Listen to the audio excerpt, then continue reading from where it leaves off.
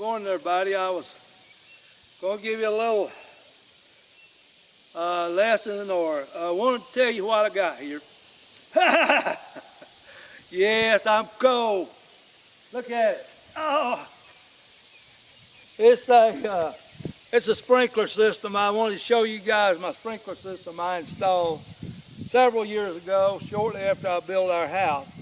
And I was just going to tell you a little about it. So anyway, stay tuned, guys. I'll let you know. Oh. So guys, I don't know that these sprinklers will show up on camera, but I've got 4 running right now. So I've got, you have to have really good pressure in order to run these things, like if you want to run several of them. And I had these things put up anyway, just to trying not to stutter and think about what I'm going to say. I sent off and I got a Rainbird package, and they help you with your layout. I ended up with 167 heads. I've got 17 zones, which means you have to, you can't run them all at once. You'll have to run one here and one there, you know, one at a time, one zone at a time, or maybe 2. If you have enough pressure, just whatever your pressure will run. So I installed this myself, and I've got probably 2 acres underwater.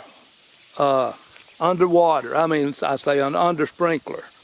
So anyway, it's been on and going pretty good for all these years, but I don't run it very much. But I just wanted to put this video up and show you guys some of the things I had to do. And this is called a manifold right here. As you can see, I've been digging it up out of the ground. It's been years since I ran it. But it's been a while since we've had a drought. And we've really having some problems here. But I had to put some water on this grass before it died. But anyway, you can't hardly see, but there's 4 valves in there, in that one manifold. And I've got, I think, 5 manifolds in the yard. There's actually one up there, right there along the sidewalk. And there's one down here on the other side of the drive, which I dug under the drive myself. And I probably need to patch this where I dug it up, but I never have. I thought, well, I'll leave it open just in case I need to get up under here again. But there's a zone on this side also. So I've got, I don't know how many around here. It goes all the way to the road, all the way over there to the line, all the way back there into the, past the Big Bradford Pear, all the way over into the woods. I had several hundred feet of line I put in here, but you have to size that line according to your needs. But anyway, so, and I also have them all out under the trees out there. So guys, I just want to give you a little deal on here on my sprinkler system again. So guys, here's my control board. I put this thing up, ran all the wires in for the sprinkler system. I have like all the black wires. Those are all low voltage wiring. And they're all up and go out of the house right there. They probably could have been put in a little neater. But let's see, there's 3, 4, 5, 6. 6 times 8. There's like 8 wires in each one of them. So, and there's the other one. There's I had 3 controllers. And there's an orbit. I had to mix them up. I had one in here like this.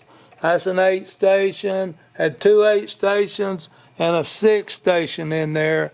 And what you get in these sprinkler systems is lightning will strike those things quite a bit. It'll strike the ground or something nearby, and it'll bring that short in, and they'll mess these things up. So it's probably a good idea to keep all those things unplugged if you're not using them. So I replaced that one with that Orbit. And this is a Rainbird. The whole system pretty well much is a Rainbird system. And just giving you a little lowdown on some of this stuff. I've actually got a, I don't know how Rainbird is anymore. I don't know what they do. I haven't even tried to see. I know that I've run into a few heads. But anyway, that's my board. And I do need to put that one back in. I was getting it all put back in. I just kind of got quit on it. You know how that goes, guys. But anyway. Okay, that's my main shutoff, guys. And I do have another pipe I had stubbed in just in case I need to put something else in here. So this is number 7. So it's dirty too, guys, but it's wet where I've been spraying this section of the yard. So we won't try to clean it right now either. But I have 7 manifolds. These are trying to dig themselves out from under these heads. They'll dig themselves out. And I've got 1, 2, 3, 4 heads going here. And you know, and some of them are spraying more than the others. But after they get going, they all do well. Those heads, most of these heads, oh gosh, are 40-foot heads, meaning they have a 20-foot radius, and they'll cover 40 feet. So all this stuff has to be sized to where you're going to use it. They make all kinds of heads. And so that's what you see out there, see, around those Bradford pears, which I don't water out there. There's 5 heads I see. There's one right there near the mailbox. And there's one on every other tree through there. But anyway, you don't just stick a lot of heads out in your yard. You have to size that system and the heads to your needs. You guys see that thing there? That is what's left of a head. This goes down about that far, and your pipes are down about a foot or over a foot. Some of them go 18 inches, depends on where you are. But this is what happens sometimes if the head sits high on the lawn and you got that deck down there, you'll cut the top of that thing off. And I've had to replace several, I'd say probably at least 4 or 5 that I've cut the tops off with my lawnmower blade. But this is what they look like, and they're relatively easy to replace. But anyway, they're really good. Like I say, easy to replace. Hold on, guys.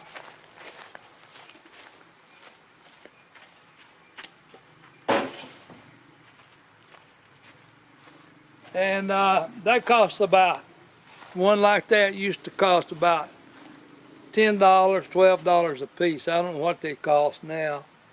But you'll have some money in one of these sprinkler systems if you do it right. Like I said, this one has 12 zones or something, 18, 17 zones, something like that. And it has 167 heads is what it's supposed to have on it.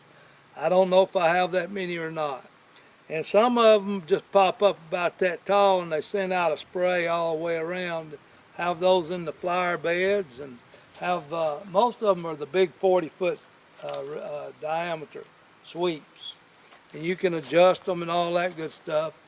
But you know what I wished I would have really done here is I wish I'd have spent that money on that had a well dug also while I was doing all this work, because one reason I don't run this thing, guys, is when we first had a few years back, right after I got it put in the second year, we had a drought that year, and they had a moratorium on use. You could not water your lawns. We actually get fined for watering your lawns. And so I thought to myself, well, a lot of good that sprinkler system does in the most time you need it. The worst time, you don't have use of it. And so I just said, well, you know what will be, and I just quit watering everything. But anyway, if I had to do over again, I'd spend that $3,000 or $4,000 and have me a well drilled before I put this thing in. But just remember that if you go forth, I believe I'd put a well in if I were going to build a homestead. That would be the first thing I'd do, is have a well drilled. So there again, check your area, check your laws. Not everybody is allowed to put a well in. So, but that's the main thing we need is a water source. Anyway, guys.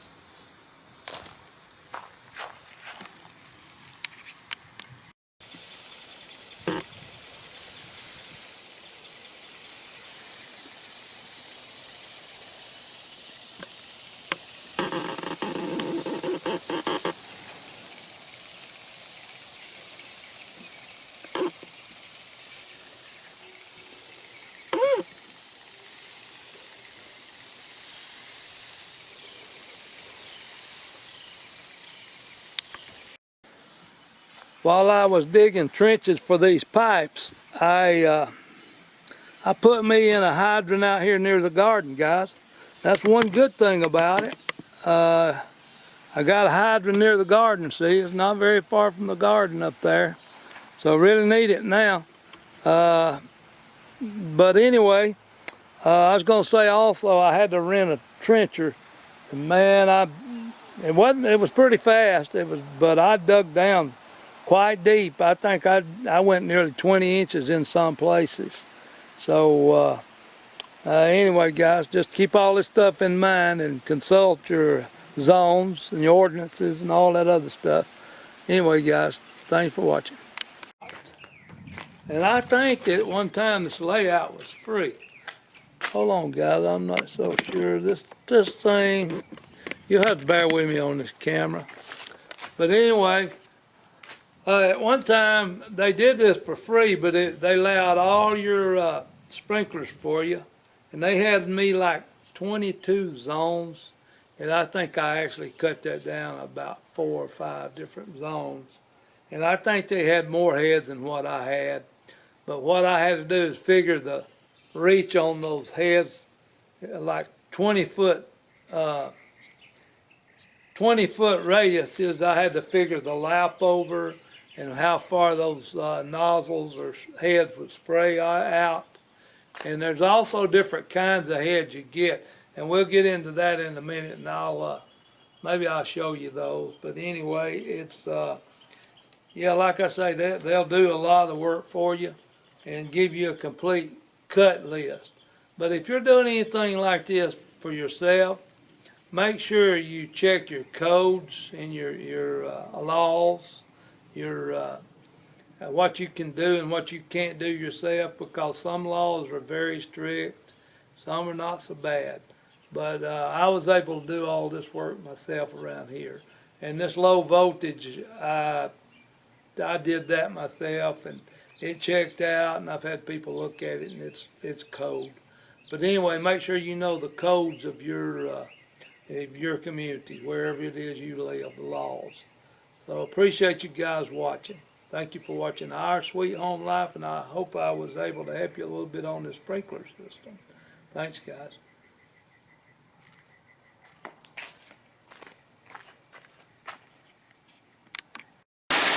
Guys, I had to run in out of the rain. Sweet rain.